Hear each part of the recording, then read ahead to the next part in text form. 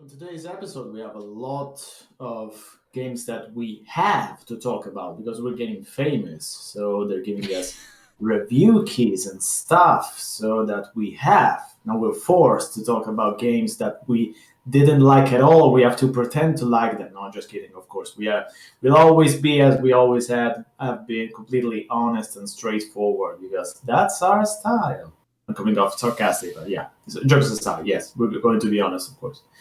Um, and we received a couple of games from our friend Andrew from Oh, Australia, which, yes. He was on here well, before, right? yeah, it's been a previous guest on our podcast, and perhaps why not? He'll be a future guest again because that was quite fun having him on. And yeah, he gave us to his game, which has been recently re-released on Switch because it has been released on Steam previously. MacGuffin's Curse. Jesse, have you played MacGuffin's Curse? If so, what did you think? I okay. We'll start with MacGuffin's Curse. I'm actually really keen on to chatting with Andrew now again after I've played his games because Mhm. they're so different. You Uh, did, yeah. MacGuffin's Curse is not what I was expecting. I thought Curse was a adventure game. Um, but it's not. It's like a kind of top down. I mean, how would you describe it? It's like a puzzle game, It really. is a puzzle game. I would say basically it's a bit like Sokoban. I don't know if anyone remembers Sokoban. It was the game where you have to um, move crates around to get to the exit. And that's basically more or less the same idea. Basically, trying to move around a single room, but of course, it's a bit more complicated in that there's switches and stuff that you have to activate, lever batteries that you have to place, all of that. But yeah, the main concept is I would think it's a puzzle game. Yes. Yeah, and you kind of it's got quite an interesting concept in that you Hmm. start off as this thief, and then you somehow become a werewolf, Yep. and you continue thieving around levels, moving up and down Hmm. isometrically, but then there's like spots of light where you go in the spots of light, transform into a werewolf, and then it allows you to do other things like you gain more power, so you can like move safes around and move blocks, and it's basically about kind of progressing that way. But you can't go into water as a werewolf, so you have to Yep. kind of use your brain, and it's kind of like a Rubik's cube in video game form. Would you Hmm. say that like you have to move things about in the right order and Yeah, I would say so. Basically, each room is a bit of a different puzzle from the previous ones. It's basically, I mean, it slowly introduces new concepts and new stuff that you have to activate and toy with to progress. But yeah, I would say it's a Rubik's Cube is probably a good comparison. What I especially liked personally is that it's not just a straightforward puzzle game. I mean, it's not about just solving the rooms, progressing. That's it. Um, but there's a lot of stuff to look at. There's some funny jokes, others not so much funny, but yeah. And yeah, there's actually quite a bit of story, dialogues, and I wouldn't go as far to say RPG elements because that's a bit too far. But yeah, there's quite a lot of narrative. So, it gets you going even if you're stuck on a puzzle. It does that extra bit of saying, yeah, yeah, I want to see how the story goes. I want to, read some other jokes maybe. And so I'm trying to progress through this room. There's also kind of a hint system that you can call via walkie-talkie if you're stuck, and sometimes it even solves the room for you. Other times it doesn't, or it doesn't even give you a hint. I don't know exactly how that works, but yeah, most of the time you can also call for help, which I suppose is quite a good system, and yeah, for especially for accessibility. Yeah, I liked it. Yeah, I mean, graphically, what did you think? I mean, for me, it looks. I don't know. That's a kind of indie look from maybe like 10 years ago. I mean, the original game is not from 10 years ago. We know. I don't know. It reminded me of that like cheap indie games from 10 years ago. I mean, I wouldn't say it looks You bad, said you but calling Andrew cheap? Come on. yeah, it looks it looks like an indie game. It looks the A part, I would friend of say. the show, Andrew Goulding, getting absolutely rinsed by Damiano. No, I see what you mean, and I was going to bring this up, but I played it on the Switch, and I think that's the perfect place to play it. It Yep. it really has like it's not a game you can sit down and play hardcore for like 6 hours or something, right? But it's perfect to have on the Switch and play when you have 10 minutes spare and just progress in increments like that. Yep. It has quite a lot of like it is an interesting game. So Mhm. yeah, I think it looks pretty good for. I think that was his first game, right? Like Yeah. solo From what game. I remember, yes, from what I remember, it was his first commercial game developed by himself. So it's got a stamp of recommendation for sure. I think it's pretty interesting. But you also wanted to talk about Frontier because I played it last Christmas. I gave you my heart. The very next day, you gave it away. Always, always. But I reviewed it, and it was a positive review, as Andrew, of course, knows. But you had other thoughts, if I'm not mistaken. Um, no. You're. What are you trying to No, do to me yeah, here? Um, it's a good game. yes. I like it.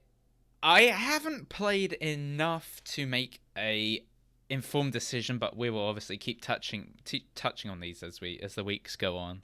But Mm-hmm. I'm a couple hours in, and I'm in two minds because in a way this is one of the best adventure games I've played. Like he's clearly got the knack for like storytelling and world building, and it's really interesting. And the first thing I thought, because when we interviewed Andrew before Christmas, he said that one of his inspirations was The Expanse, and you can really see that coming across in the game. Mm-hmm. Uh, but the puzzles, like you start off on your ship and it's been uh like immobilized by a torpedo or something. I can't remember. Yeah, that's like a hole in the hull. Yeah, and you have to like repair it before you can proceed, but there's a lot of backtracking. You have to like so I went outside, couldn't find anything, came back inside, went back outside, came back inside. Eventually went outside, found this toolbox you have to use to get the stuff to like seal the hole. Then I went back inside to seal the hole. Then it said, "Oh no, you have to go outside to seal the hole." So I went outside to seal the hole. Sealed the hole from the outside. Then I went back inside. Then it said, "Oh, you've got to go outside and fix the antenna." So I went back outside, fixed the antenna, went back inside. But the problem is every time you do that, you have to do like a little mini game on the door, and you have to like drag. It seems cool at first, right? It's like a cool concept until you actually play the game and you realize, I'm gonna have to keep like click the door, wait for the door to load, move this thing across, load outside, and it kind of slows the whole experience down and takes away from what it could be. Hmm. Um, and then there's Uh, like another bit, a little bit further on, where you have to attract a rat, a rat with some garbage, and I was like, I had to use. I constantly having to use the hint system in the game, which is fantastic. The hint system is fantastic, but I don't want to use the hint system. Um, but it was like, oh, you should like trap your robot in there and leave, and then go back, and then it'll have closed the door behind you. And it's like, I didn't even know the game was that smart, right? Like, it's an adventure game. You don't assume that that's going to be factored in. So that's kind of where I'm at with it. It's got a really interesting concept and story, but it kind of the puzzles annoyed me a little bit. What's your take on so the headline for this podcast will be Jesse says adventure games are dumb. it? I see what you mean. I see what you mean, and I kind of agree that I think there's this kind of stereotype with adventure games that they have to begin in like a single room or a very limited space where you have to. I wouldn't even call it like a tutorial or a way to introduce you because they don't really start easy. So I wouldn't say it's really a tutorial, but they do have this tendency to start with like the worst bit in the entire game. I don't know, something I've noticed a bit in the last few years. That's why, for example, when we were talking about it a few days ago, I said stick with it; it gets better because I don't think it was the best way to begin the game. You know, the whole fixing the hull of the spaceship and going outside, going back in, and going outside, going back in. But I mean, as soon then when you go back to the family, I think the game gets a lot better, and it basically just keeps on that very same nice flow and pacing. I mentioned in the review, there's also another bit that reminds me of the beginning. There's a bit I won't spoil it for you, but yeah, it's basically a bit in the mines where you have to keep fiddling around with the doors because basically the electric system is fried, so you have to keep fiddling around with the robot and the door. So, for example, you have to say to the robot, "Stay here," so the door doesn't close. Then you go do something. Then you go back and say to the robot, "Okay, now you can move," so the door can close. There's a bit of that, yes, and it does get a bit, I wouldn't say boring, but a bit repetitive. Mind numbing, maybe. But yeah, I mean, those are two. I wouldn't say two main bits of the game. So I would say everything else is pretty much well written and well done. So yeah, we'll forgive Andrew for this time only, for this time only. So Andrew, you're warned. I'd like to know what he's working on next. I can't remember if we asked him, but I I, don't remember. we'll ask him when he comes back on because I definitely want to chat to Andrew again now. Now I've played his games, What and do you think of the voice acting? I think it's good. Why? That's good because I remember he said he was really adamant of getting Australian voice actors on, and I mean, Yes. for me as someone that is not a native English speaker, so for example, might not be that noticeable. I mean, I know this, but maybe for native English speakers, different. I don't know.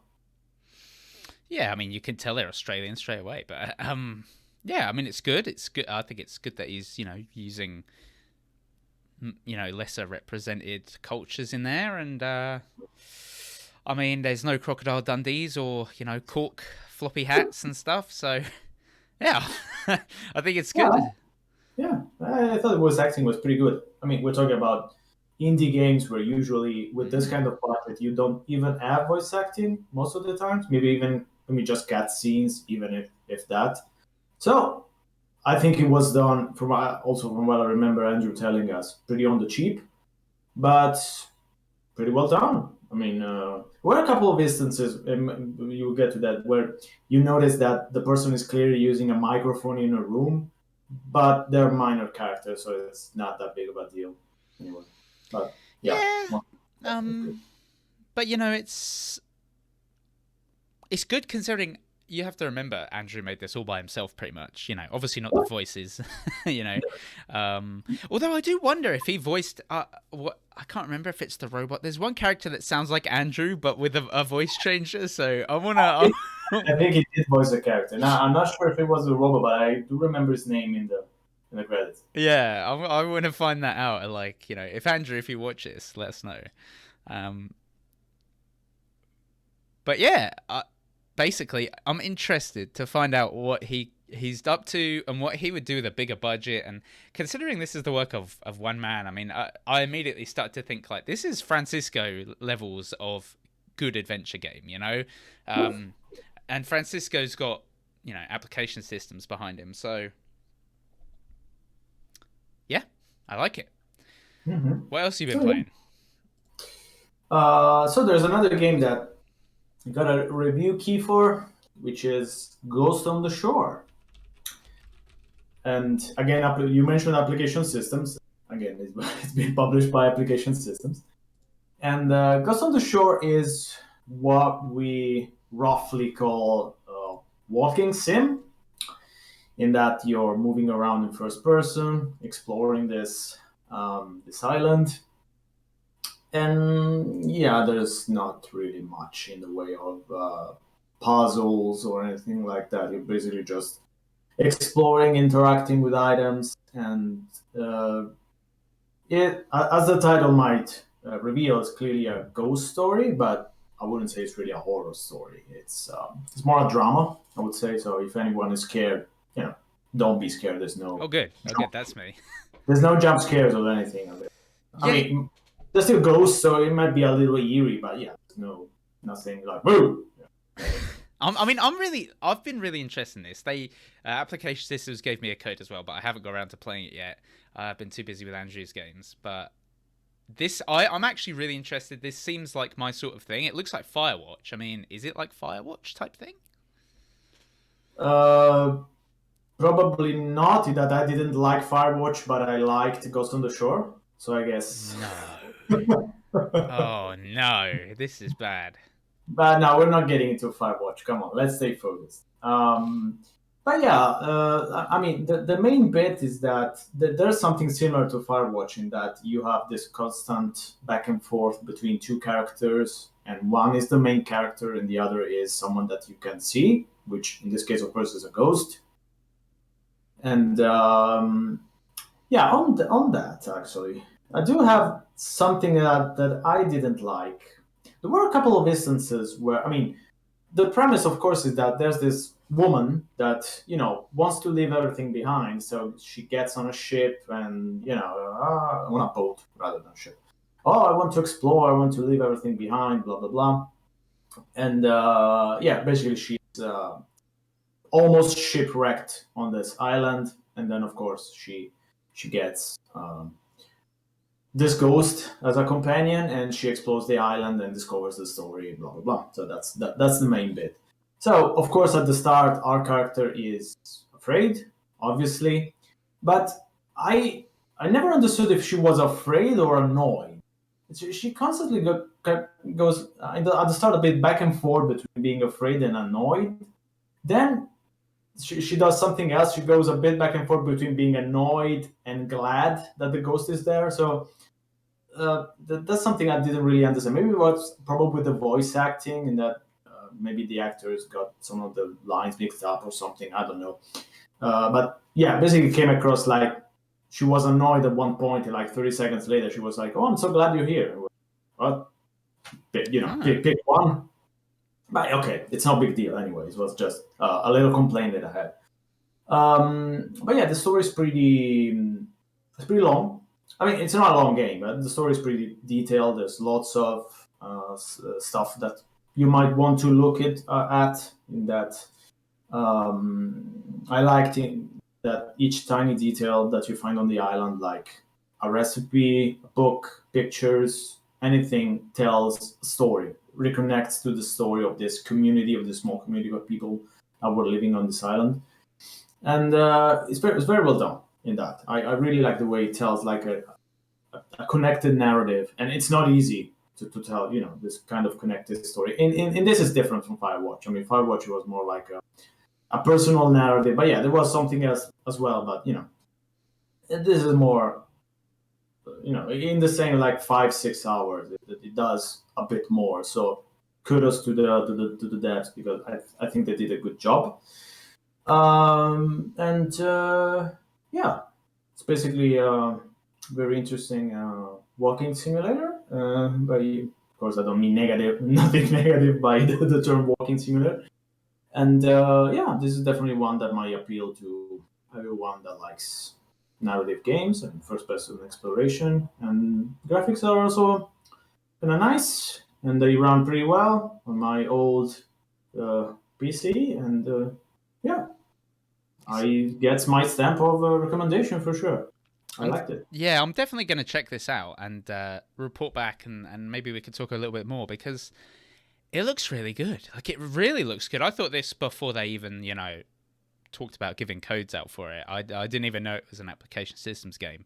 And I thought, Mhm. wow, this looks like my sort of thing, kind of like Call of the Sea. Did you play that?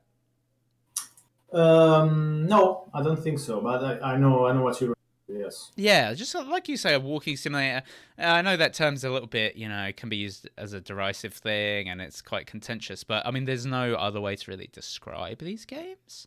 I like them, and it looks good. And I saw you going back and forth with the developer on Twitter earlier. Yeah, So that if they're interested in coming on and talking to us about it, that would be good.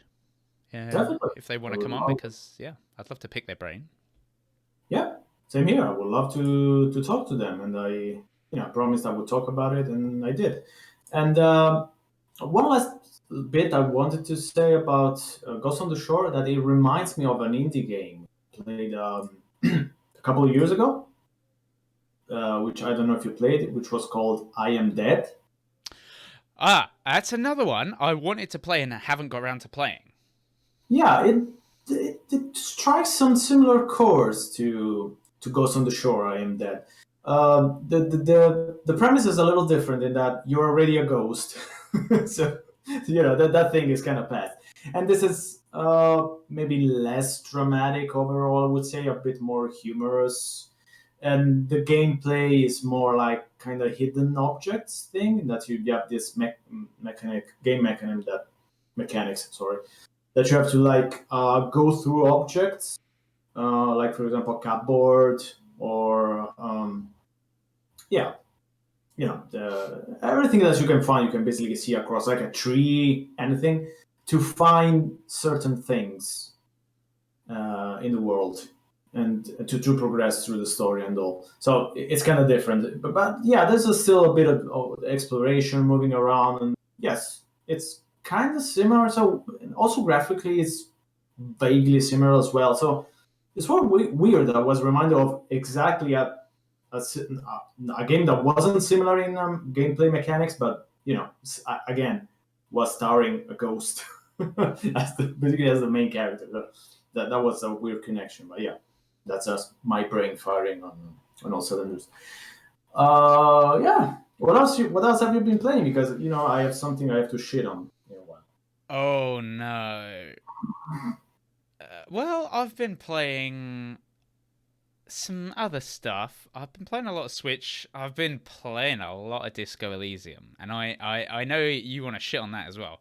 But it is such a good game. I want to know why you don't like it, because the writing and everything. I've just been playing that non-stop. Why don't you like it? Yeah, it's a long story. I mean, I didn't set out to actively not liking it. I actually set out, with all the people around me saying how good it was, and the fact that it was connected to, I mean, spiritually connected to Planescape Torment, which is still one of my favorite RPGs from the 90s, at least. But it never clicked with me. I played it like 5 or 6 hours, so I tried to get into it, but I don't know. It never really clicked. I wasn't crazy about the world. I wasn't crazy about the characters. I wasn't crazy about the fact that I kept getting stuck in that, which most people out there that play Disco Elysium will say, "How the hell would you get stuck on Disco Elysium?" But yeah, it was like the game was actually pushing against me, trying to, no, you're not going to like this game. No, you're not going to have fun. You're going to be frustrated.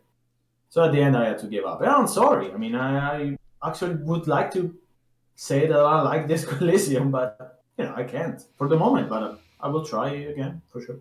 But what did you like about it? The writing and the characters, the story? I mean, did you play it before it was voiced? Yeah. Yeah, that's probably why. If it wasn't voice acted, it would be boring to me. Okay. The voice acting really adds a lot and means you don't have to read so much. Hmm. Um, and the voice actor is really good.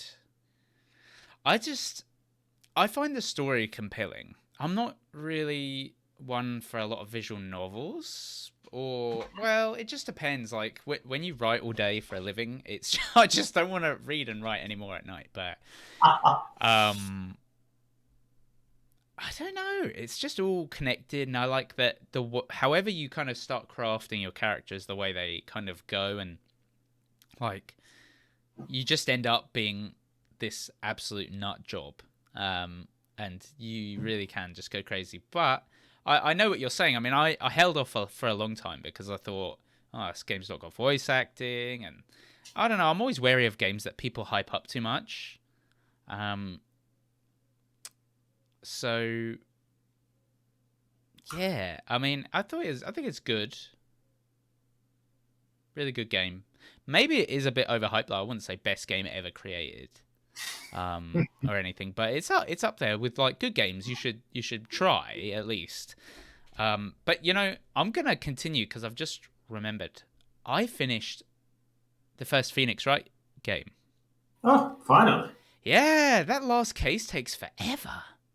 What happened? I wanna ask you there. Like, I finished that a couple of weeks ago.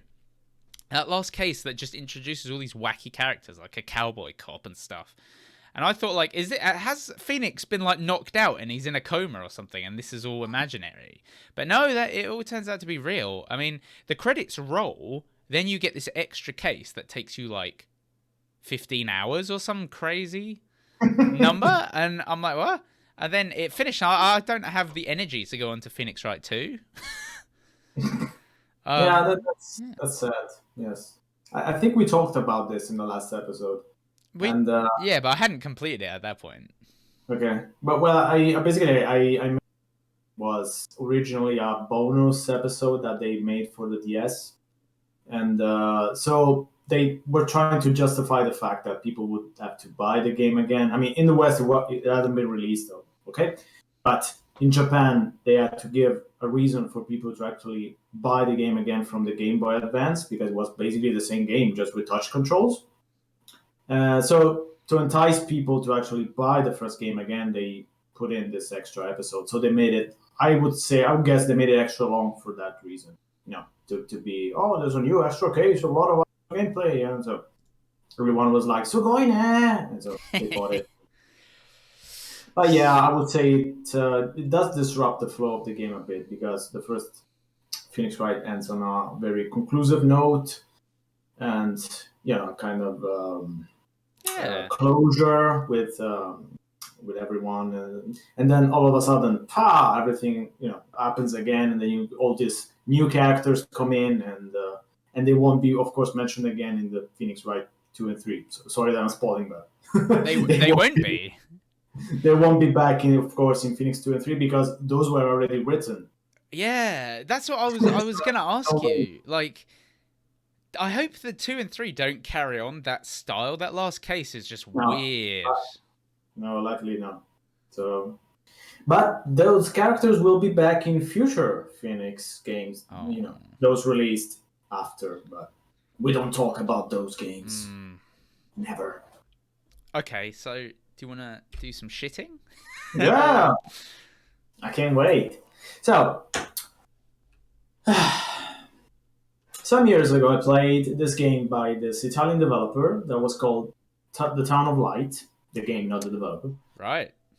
And The Town of Light is, again, another walking simulator. Yay! And but I really, really liked it because it takes place in a place that I actually visited when it was abandoned, which is the sanitarium in Volterra, the former mental hospital.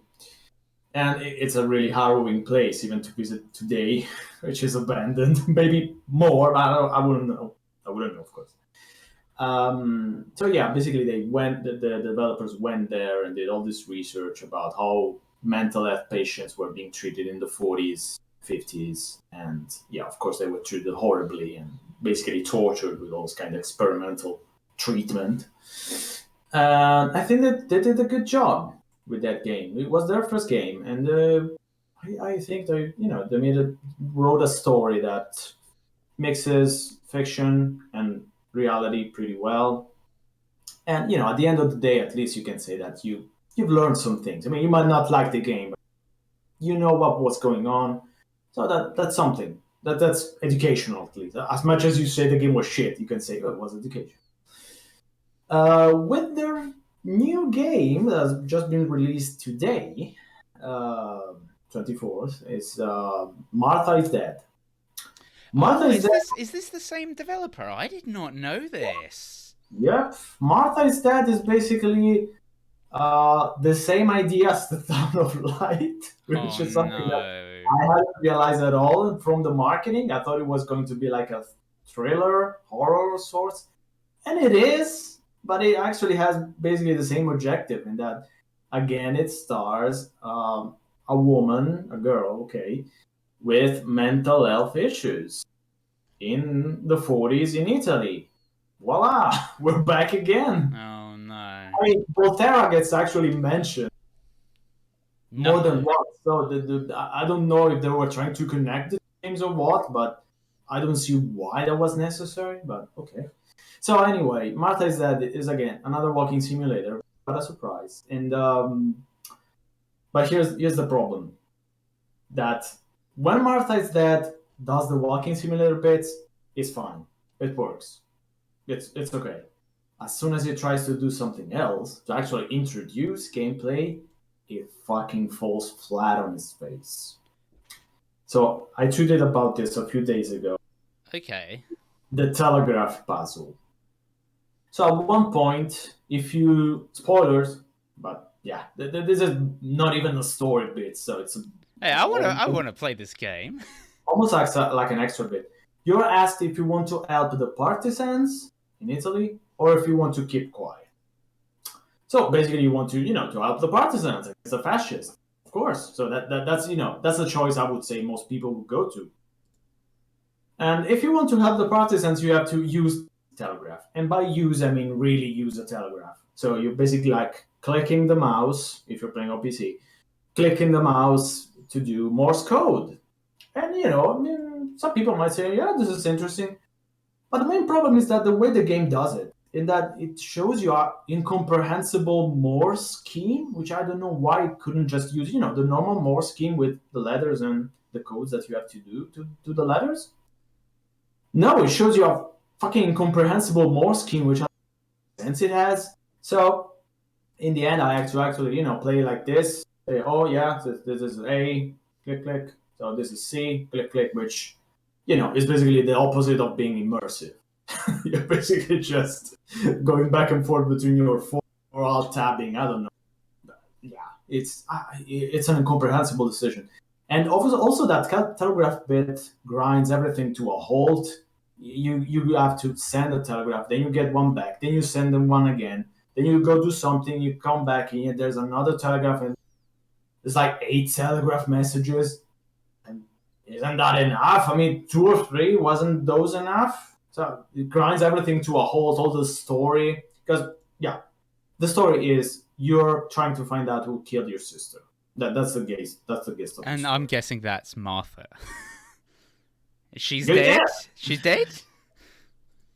She might be. Also, funnily enough, I don't know why they spelled Martha with an H in the title because in Italian it's spelled without. But okay. Interesting. Well, I've no. Oh, okay. Well, that's probably for English speakers then, because. And this also brings me to another point. A very big feature that the developer advertises on the Steam page, actually the first feature, so you would think that's the most important. They say authentic Italian voice act. And Right. I don't even know what that means. And they advertise it as being default. Like, whoa, we're going with the default option. As in That's a Italian voiceover voices with English subtitles. Yeah, but they say it's the default. So they're not saying there's not an English voice acting, which I think there is. Um, so basically, you're just advertising the fact that you're putting an Italian voice acting as default. You're not advertising that you wrote the game to be in Italian. Yeah. But that's what I mean. That's the first problem. The second problem is that authentic bit. What the fuck does that mean? Authentic? What do you mean by authentic? I mean, It means they haven't got Charles Martinet to pretend he's Italian. it doesn't mean anything. It's me, Martha. Well, it doesn't mean anything. Even Cyberpunk, when it was dubbed in Italian, was the script was written by an Italian. It was dubbed by Italian actors, so it was authentic. It's a Polish game, but it was an authentic voice. Like, so they mean that it wasn't dubbed like in London. It's been a while, I think, since they dubbed Italian games in London. The last time I think was with Half-Life 2, which was one of the worst dubbing ever in the history of Italian games, so we Hmm. won't go. And another problem with the language. So that's another really big issue, at least for me. The fact that the Italian, voice acting and the English subs say different things, and they don't say different things in different flavors. They're two different. No, no, no. They actually say different things. Like for example, the sub says, "Oh, I have to do this, otherwise my mother will know." And the Italian voice doesn't say that. The Italian actress doesn't say it, doesn't mention anything about the mother, so it's randomly inserted in the subs. And there's a lot of that. It's not like one or two ish instances. There's a lot of extra bits in the English subs, which makes me think that they didn't write this game in Italian, or something happened. I don't know. Anyway, it's pretty weird. Maybe But it's an issue just for me, but that's confusing because they said it's authentically Italian, but you're saying it's not? it doesn't seem to be. And here we go. Here we come to the worst bit. I think uh, there's this newspaper that is one of the objectives, so it's quite probable you're going to read it as a player.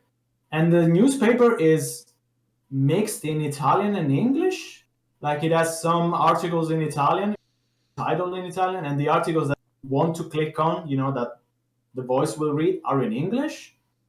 What the what the fuck sense does that make? Why? Oh, I'm so confused. So they just Yeah, butchered it all, like. yeah, I know it doesn't make sense. I mean, the actress will read the article, so everything is subtitled. So it's not like, oh, I want to understand what the article says. She will read it out loud. So there's a subs. So what? I mean, as an English speaker as well, I would prefer to have it in its native language and then just read the subtitles because Yeah. I Oh, don't. Yeah, no, because they actually made a big thing about historically accurate and all of yeah, that. Back in the 40s, there weren't newspaper that mixed Italian and English language. On that, I'm pretty sure. So yeah. it doesn't make any sense. I mean, why ruin all that research with this random bit of mixed languages? Someone said, I mean, a game developer friend of mine said, maybe it's a bug, but that's a weird bug. I mean, it doesn't really seem something that would happen randomly. It's very, very intentional, but I don't know. Maybe it was a bug. So, okay, so finally, one last thing I wanted to mention. It's not an unpleasant game overall. I mean, I wouldn't say it is boring or okay, those telegraph bits, of course. But apart from that, the story is pretty interesting. You want to see where it ends up, and it's a 6-hour game, so it's pretty short. But the violence scenes. So they made quite a big thing before it was released because Sony wouldn't allow them to really violent scenes and censorship and blah blah blah. And they're right. They're right, of course. I mean, Sony changed their the point of view apparently on violent games. Okay. My point is that those scenes, which are quite gory, they are quite gory. I mean, I watch a lot of horror movies. Those were pretty extreme, even for my standards. But they don't add anything. I mean, I'm quite sure removing them doesn't really change anything in the story. They really do feel like they're just added for shocking value because they really don't change anything in the story. I wouldn't say they don't make sense, but they don't add anything. They're really just like a graphic horror killing in a Friday the 13th movie. I mean, it's just there because it has to be there. Add any story, and it's just there, and it's weird because the game it's not really a horror, like gory horror, torture porn. It's not really that. It doesn't have that vibe. So yeah, I think that actually those graphic scene puts you out of the game. It actually maybe it works better without those kind of scenes, ironically enough. So maybe the PlayStation 4 or 5 version is actually better from that point of view. Yeah. Also, finally, LKA. Maybe the next time you want to write a female character, maybe also get a female writer. You know, maybe representation. I mean, it's basically a team all full of guys. especially on the writing. I think the only girls in the team are on the 2D art, so I'm not sure they contributed much to the writing of the main character, Julia. Oh no. But That that's was my shit. that's a good segue. I mean, have you got anything else to talk about? Because I want to kind of tease a little bit about what we've got for the next episode. Please go on and tease. So this will be going up on a Monday, hopefully. And next week we've secured a special guest for a special episode all about International Women's Day, which is March the 8th. The next episode will be going up on March the 8th, which is a Tuesday. And it will be all focused about that and about how women can get into games media. And I think it's going to be a good one. And if you're listening this far in and or watching this far in, you are crazy. But also, tune in for that one. Let people know, because it's a kind of topic I think me and Damiano are both kind of passionate about. Getting non-white men into everything. Basically, there's white men everywhere. We're two of them. And we want to get more diverse voices, underrepresented voices. So let people know, especially if you have any female friends who are looking to get into games media. That's going to be a good episode to check out. And in general, if you feel underrepresented, let us know. We want to have more people like you on the podcast. If you work in games, not just random people. I mean, you have to do something about video games. We can't otherwise. Yeah, I'm sorry, we still talk about video games, so we can just in the next episode, all the industries. Yes. Yeah, but I mean, we would. If you give us money, we'll talk about anything. We're like that. Yeah, with that kind of money, with that kind of alcohol, we probably. Yeah, paying booze. I mean, that's always good. When I'm with you, baby, I go out of my head. I just can't get enough. I just can't get enough. The things you do to me and everything you say. I just can't get enough. I just can't